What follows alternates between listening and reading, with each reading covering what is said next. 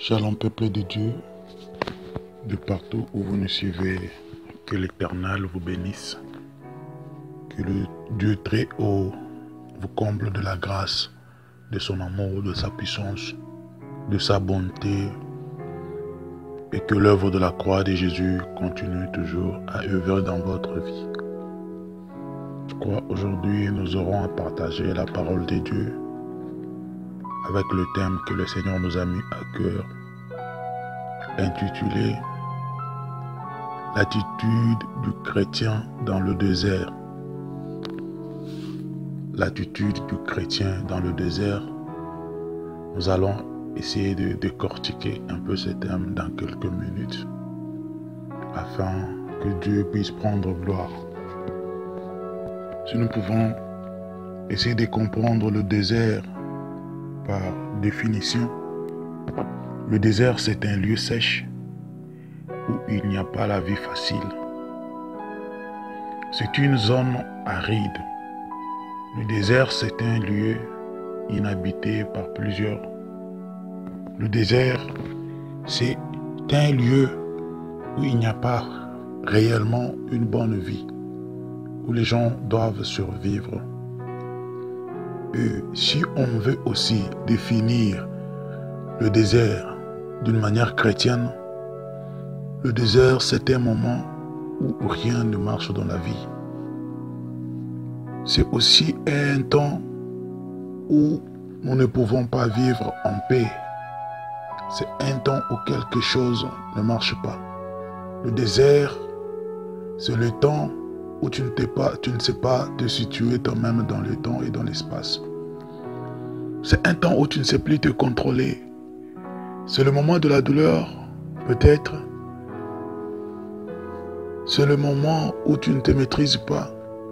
C'est le moment où une situation difficile encable ta vie. Le désert pour toi peut être une situation de mariage, peut être une situation des enfants, peut-être une situation de ton mari, du travail, de ta femme, de quoi que ce soit, où tu ne sais pas t'en sortir. Peut-être que le désert pour toi c'est le blocage. Peut-être que le désert pour toi c'est la maladie. Peut-être que le désert pour toi c'est la malnutrition. Peut-être le désert pour toi c'est plusieurs choses dont tu ne sais pas vraiment trouver la solution à l'immédiat. Alors, notre thème aujourd'hui, c'est comment nous comporter en tant que chrétiens dans une situation pareille. Lorsqu'on n'a pas d'espoir, lorsqu'on a de la douleur, lorsque la souffrance est en train de régner, de dominer dans notre vie, lorsque les choses ne marchent pas, lorsque la maladie n'a pas de solution, lorsque la manque de la bonne santé continue toujours à persévérer dans notre vie. Donc, quelle attitude un chrétien peut prendre dans ce moment pareil? Dans un temps pareil, qu'est-ce que tu peux faire, toi, en tant que chrétien? Je vais donner quelques exemples. L'exemple, par exemple, le désert de Anne. Anne passait un moment très difficile où Pénine était en train de cracher des insultes sur elle. Anne a passé un désert très difficile. Vous connaissez l'histoire de Anne? Nous pouvons voir Abraham, lui le père de la foi, la situation qu'il a traversée pour avoir Isaac, son héritier. Nous voyons le désert de Jacob avec Rachel. Jacob qui aimait tellement Rachel, mais Rachel qui ne pouvait pas donner de l'enfant à Jacob. C'était un désert très difficile, un moment très pénible, douloureux pour Jacob, parce qu'il ne pouvait pas avoir ce qu'il voulait de la part de Rachel. Dieu a besoin de toi-même dans ton désert. L'apôtre Paul, l'ayant compris, dit, je veux que nous lisions ce verset, c'est dans le livre de 2 Corinthiens. Nous pouvons lire 2 Corinthiens chapitre 12, le 10e verset. La Bible dit, c'est pourquoi je me plais dans les faiblesses, dans les outrages, dans les calamités, dans les persécutions, dans les détresses pour Christ. Car quand je suis faible, c'est alors que je suis fort. Donc, l'apôtre Paul trouve sa faiblesse comme étant un point fort, parce qu'il était soutenu par le bras du Tout-Puissant. Nous aurons 3 points clés à décortiquer qui vont bien nous permettre à bien marcher dans le désert. Le premier point, sans toutefois tarder, la première attitude ou bien la première manière, la première façon d'un chrétien de se comporter dans le désert, dans le temps difficile, là où rien ne marche dans la vie, c'est le regard vers Jésus, le regard vers la croix. Comme Moïse dans le désert, si nous lisons Nombre 21, nous allons lire Nombre chapitre 21, le 9e verset. La Bible dit, « Moïse fit un serpent d'airain et le plaça sur une perche. Et quiconque avait été mordu par un serpent et regardait le serpent d'airain conservait la vie. » Et si nous voulons rentrer maintenant dans les Écritures, dans le Nouveau Testament, quand Jésus est venu, dans Jean chapitre 10, le verset 10, la Bible dit, « Le voleur ne vient que pour dérober, égorger et détruire. Moi, je suis venu afin que les brebis aient la paix et qu'elles soient dans l'abondance. Je suis le bon berger, le verset 11. Le bon berger donne sa vie pour ses brebis. » Jésus dit, il est le bon berger. Il est venu pour nous donner la vie. La vie que Jésus vient nous donner, c'est une vie en abondance. Pas une vie incomplète, mais une vie complète. Quand Jésus nous a rachetés, il nous a rachetés afin que nous soyons un peuple saint, uni et fort, que nous puissions vivre une bonne vie, une vie abondante, pas une vie de grincement de dents, pas une vie de douleur, mais une vie abondante. C'est pourquoi chaque fois que tu te retrouves dans une situation critique, dont tu ne sais pas t'en sortir, dont tu ne sais pas trouver la solution, la première des choses, bien-aimés dans le Seigneur, tourne ton regard vers la croix. Car la Bible dit, lorsque vous aurez élevé le Fils de l'homme, vous connaîtrez en réalité qui il est. Comme Jésus lui-même dit, vous connaîtrez la vérité et la vérité vous affranchira. Jésus lui-même, c'est le bon berger. Chaque fois que tu es dans la situation critique, bien-aimé, la première des choses soulève le regard vers la croix de l'Éternel. C'est à la croix que nous avons reçu la vie. C'est à la croix que nous avons la certitude que Jésus est notre Seigneur et Sauveur personnel. C'est grâce à la croix que nous avons la vie éternelle. Quelle que soit la situation difficile que tu as, regarde Jésus. Parce que la croix peut tout te donner. Ce que le monde ne peut pas te donner, la croix de Jésus est capable de te les donner. Amen. Ce que ton papa ne peut pas te donner, ce que ton frère ne peut pas te donner, ce que ton mari ne peut pas te donner, ce que ta femme ne peut pas te donner, seule la croix de Jésus peut te le donner. À la croix, Jésus pria, Jésus pleura en disant, Père, tout est accompli. Qu'est-ce qui était accompli? La parole de l'Éternel. Qu'est-ce qui était accompli? Les promesses de Dieu dans nos vies. Dieu nous a donné une vie sauve. Jésus nous a donné lui-même une vie abondante. Dieu veut que nous puissions vivre dans l'abondance. Mais l'ennemi ne veut pas que nous puissions vivre dans l'abondance. La première des choses, bien-aimé dans le Seigneur, quand tu te trouves devant une situation critique, n'importe quel genre de situation, quoi que ce soit, quelle que soit la dimension de la situation, parle à la situation, dis à la situation, toi, situation difficile dans ma vie, tu es difficile pour moi, mais sache qu'au-dessus de toi, la croix de l'Éternel va me donner la solution. Sache qu'au-dessus de toi, grâce à la croix de Jésus, je peux encore continuer à espérer. Je peux encore compter sur moi-même.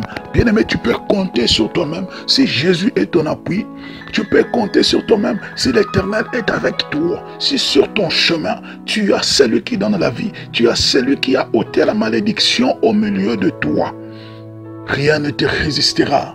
Rien ne te fera face, parce qu'en toi, il y a le Fils. Comme la Bible dit, celui qui a le Fils a la vie. Mais celui qui n'a pas le Fils n'a pas la vie. Le Fils dont on nous parle, c'est Jésus de Nazareth. Comme l'apôtre Paul lui-même dit, Christ en nous, c'est l'espérance de la gloire. La gloire dans la gloire qui est venue du Père. C'est la gloire qui demeure éternelle. Comme Moïse disait, si réellement, Seigneur, j'ai trouvé grâce à tes yeux, fais-moi voir ta gloire. Quand la gloire de l'Éternel vient dans ta vie, elle va se manifester. Et tout ce qui était difficile pour toi sera facile. Et tout ce qui ne marchait pas pour toi va commencer à marcher parce que le Fils est en toi et il t'a donné une vie en abondance. Je parle de la vie abondante aujourd'hui parce que la croix de Jésus est capable de tout nous donner. Ce que le monde ne t'a pas donné, retourne vers la croix et Jésus va te le donner. Le deuxième point que nous allons toucher, c'est la foi. Quand nous allons parler de la foi, je sais que souvent nous avons souvent entendu parler de la foi. Plusieurs serviteurs de Dieu nous ont prêché sur la foi. Et nous-mêmes, nous lisons la Bible et nous comprenons qu'est-ce que la foi. Mais la foi dont je suis en train de parler aujourd'hui, c'est la foi qui brise les montagnes. Amen. La foi dont je te présente aujourd'hui, c'est une foi qui est capable de ressusciter les morts. Amen. La foi dont je te présente aujourd'hui, c'est une foi qui est capable de franchir les murailles. La foi dont je te parle aujourd'hui, c'est la foi qui est capable de briser la mer Rouge et de frayer un chemin au milieu de la mer Rouge. Amen. La foi dont je te parle, c'est la foi qui va te permettre de surmonter tes problèmes, de surmonter tes difficultés. Si nous lisons dans Hébreux, chapitre 6, le verset 13 au 15e, la Bible dit, « Lorsque Dieu fit la promesse à Abraham, ne pouvant jurer par un plus grand que lui, il jura par le même. Il dit, 14, « Certainement, je te bénirai et je multiplierai ta postérité. » 15. C'est ainsi qu'Abraham, ayant persévéré, obtient l'effet de la promesse. La foi, en réalité, engendre l'espérance. La Bible dit, Dieu avait promis à Abraham, bien avant, l'Éternel avait dit à Abraham, je te donnerai un fils. C'est celui qui sortira de toi, qui héritera ton héritage. Et pas celui qui est né dans ta maison. Car Abraham lui-même, pour lui, il croyait que lui ne pouvait plus jamais mettre au monde avoir un héritier. Mais quand Dieu est venu, il n'a pas regardé l'âge. L'âge d'Abraham ne pouvait pas empêcher le plan de Dieu. Ta situation que tu traverses aujourd'hui ne peut jamais empêcher le plan de Dieu pour ta vie. Les difficultés que tu vois aujourd'hui ne vont pas demeurer éternelles dans ta vie. La situation que tu vois plus critique n'est pas au-dessus de Dieu. Parce que c'est lui le maître de temps et des circonstances. C'est lui qui a institué les temps. C'est lui qui a donné et qui a permis à quoi que ce soit puisse nous arriver. Vu que nous sommes enfants de Dieu, c'est aussi possible que nous puissions traverser le désert. Le désert, en fait, c'est un lieu, c'est une école où nous allons apprendre qui est réellement Dieu. Comment est-ce qu'il fait, comment il agit. Avec la foi aujourd'hui, bien-aimé, tu seras en mesure de surpasser ce qui te dépasse, de surmonter ce qui te dépasse, de briser ce qui te dépasse, de restaurer ce que tu n'as pas, grâce à la foi.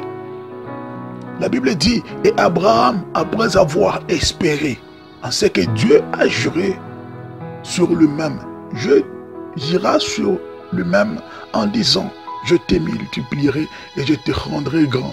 Je rendrai ton nom puissant. C'est aujourd'hui que l'Éternel déclare sur ta vie qu'avec la foi, tu peux continuer toujours à toucher tes promesses. Tu peux continuer toujours à vivre dans l'abondance. Quand l'Éternel t'a créé, il a le bon plan pour ta vie. C'est comme lui-même il dit, je connais les projets que j'ai formés contre vous, les projets de bonheur et non les projets de malheur. Le projet de succès et non le projet de baisse, le projet d'avancement et non le projet de retardement. L'Éternel a un bon plan pour ta vie. Grâce à ta foi, tu peux tout faire. Grâce à la foi, tu vas espérer. Grâce à la foi, tu peux continuer à franchir les murailles. Parce que la foi dont je te parle, c'est une foi qui ne voit pas le mur, mais une foi qui voit au-delà du mur. Amen. C'est une foi qui ne regarde pas ce que nous vivons présentement, mais une foi qui regarde l'avenir. Parce que Dieu ne nous voit pas ce que nous sommes aujourd'hui, mais Dieu nous voit dans la providence. Donc l'Éternel nous voit dans son destin, dans son plan, dans ce que lui a prévu. Quelle que soit la situation que tu traverses aujourd'hui, cela ne changera pas le plan de Dieu pour ta vie. Quelles que soient les difficultés que tu vois aujourd'hui, cela ne changera pas le plan de Dieu pour ta vie. Grâce à la foi, tu peux accéder au royaume de Dieu. Grâce à la foi, tu peux restaurer tout ce qui a été perdu dans ta vie, bien-aimé. Et le troisième point, pour finir, c'est la prière. La prière dont je parle de la prière comme une vie. Amen. Je parle de la prière comme une vie. Parce que la prière, si nous voulons la définir, nous dirons aussi que c'est la communication d'un chrétien avec son Dieu, le moyen par lequel un fils atteint son Père spirituel. Dans le Père qui nous a créés, le Père éternel, nous pouvons l'atteindre par le moyen de la prière. Mais moi je parle aujourd'hui de la prière comme une vie. Pourquoi je parle de la prière comme une vie? Parce qu'il y a les gens qui ont expérimenté la main de l'Éternel grâce à la prière. Parce que la prière était toute leur vie. Pour eux, la prière n'était pas simplement un moment à passer dans la présence de l'Éternel. Mais la prière était devenue comme toute une vie. Je vais prendre l'exemple de Anne. Vous voyez, vous connaissez bien la situation de Anne. Vous avez vu comment Anne se comportait dans la présence de l'Éternel. Dans son désert, dans le temps où Anne n'avait pas de fils, Anne continuait toujours à prier l'Éternel. Elle priait l'Éternel. Elle priait l'Éternel. Elle priait l'Éternel. Elle priait l'Éternel. Elle continuait toujours. Elle persévérait dans la prière. Mais à fin de compte, vous connaissez réellement comment Dieu s'est souvenu de Anne. Quelle que soit la situation que tu as bien aimée, je te donne une marche à suivre aujourd'hui. Mets tes genoux dans la prière. Celui qui est capable de prier dans la faiblesse est capable de tout. Celui qui est capable de mettre ses genoux par terre quand il a la douleur. Vous connaissez quand la douleur monte dans le cœur. Tu sens que tout ne marche pas. Même la situation sociale ne permet pas. Tout est bloqué. Rien ne marche. Les portes sont fermées. Bien-aimé, dans ce temps-là, si tu es capable de mettre tes genoux, d'implorer l'Éternel, le Dieu qui n'échoue jamais et le Dieu qui répond, lui qui a dit à Jérémie, appelle-moi, je te répondrai. Non, cet homme-là changera ta situation. Quand la situation devient difficile, quand les choses ne marchent pas, tu te retrouves dans le désert. Tu n'as pas d'eau à boire, tu n'as pas de la nourriture pour manger, mais tu as un Dieu. Souviens-toi Agar dans le désert avec Ismaël, qui voulait déjà rendre l'âme. Mais elle invoqua l'Éternel. L'Éternel fait à ce que l'enfant puisse trouver de l'eau à boire. Grâce à la prière.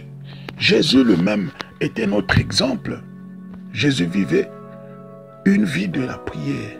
Parce que cet homme était capable de prier toute la nuit et travailler toute la journée. Vous voyez, bien-aimé, la vie de la prière comme une vie est capable, est une attitude pour toi de prendre quand tu es dans la situation difficile, quand tu traverses ton désert.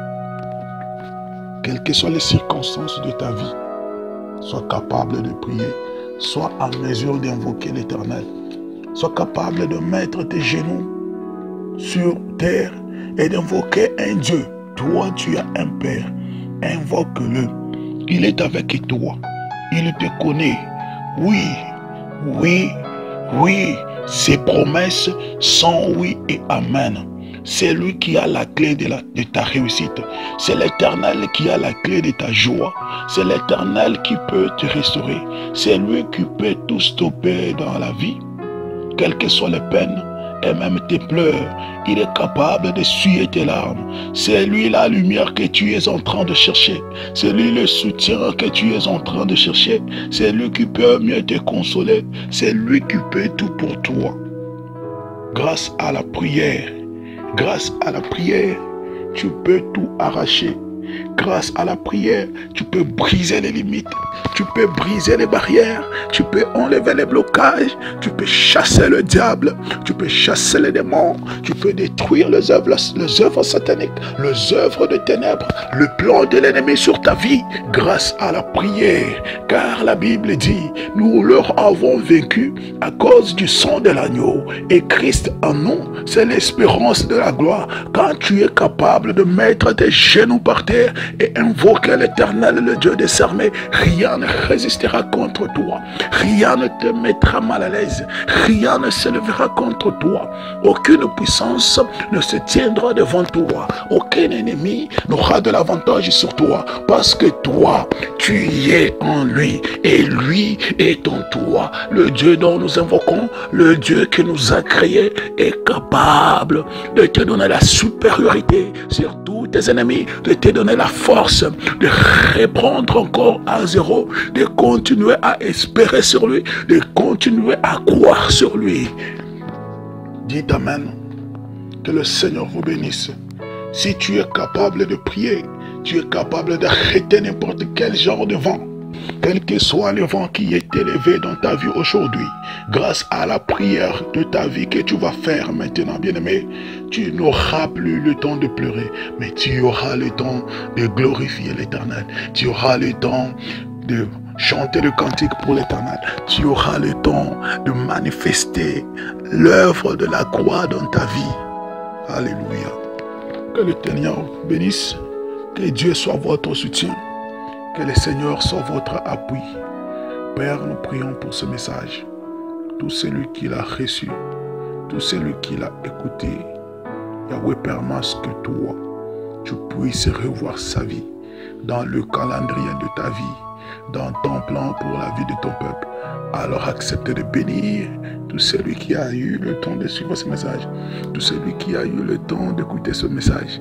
Yahweh, Père de grâce, nous savons que c'est toi qui nous inspire, qui nous a aimé le premier. Alors pourvois, Père Tout-Puissant, à ton peuple grâce à ce message. Pourvois, ô Jésus, aux besoins de ton peuple grâce à ce message. Que toute situation qui était bloquée dans la vie de mon frère et de ma soeur, qui est en train de me suivre maintenant, et ouais, je le débloque au nom de Jésus.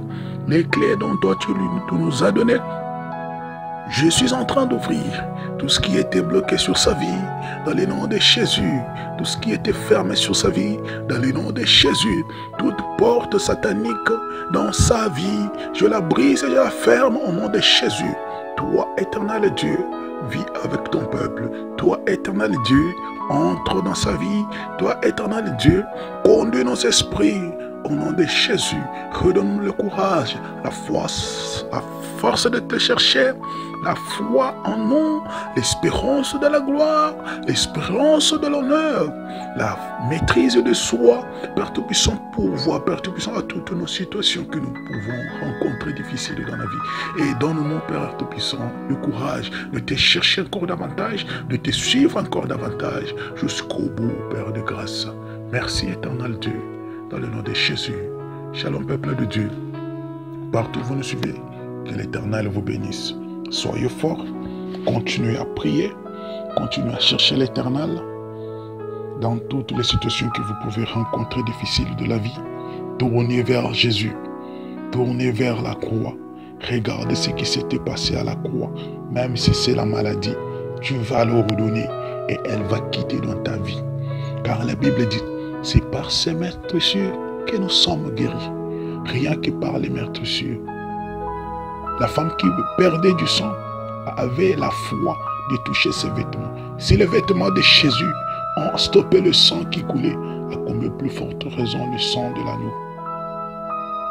Ta vie est cachée dans le sang de Jésus désormais. Recommence, reprends la vie de prière.